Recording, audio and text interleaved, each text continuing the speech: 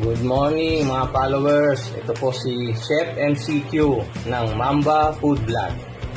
Ang menu po today ay chicken feet bulalo. Yan. Lagay na po natin yung chicken feet sa tubig. Papakuluan natin, palalambutin. Lagyan natin ng pamintang buo, luya,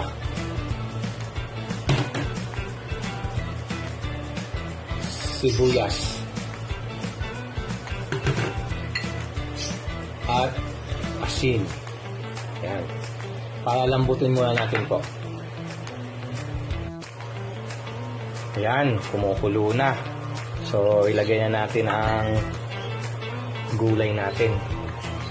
Ang mais. Shoutout pala sa nag-comment kung anong luto natin itong for this week. Maraming salamat. Sa mga nanonood dyan, baka meron kayong request next week kung anong luto natin sa chicken feet. I-comment nyo lang. Maraming salamat po. Tama-tama ho ngayong panahon ngayon. Medyo malamig ngayon dito.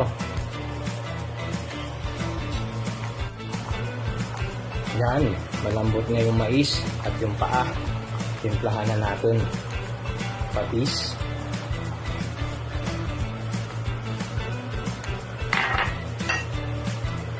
beef cubes, yan, para maging malasa.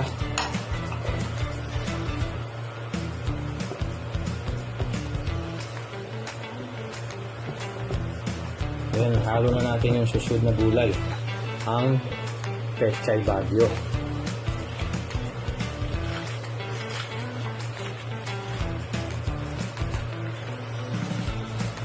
At leeks. Yan. Ano nga, titikman na natin.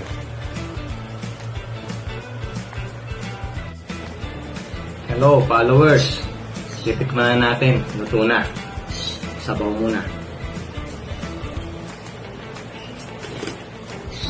Init-init. Naghahalo yung lasa ng mais at yung beef cubes kanina saka nung manok, yun ang lasa nya. Sarap.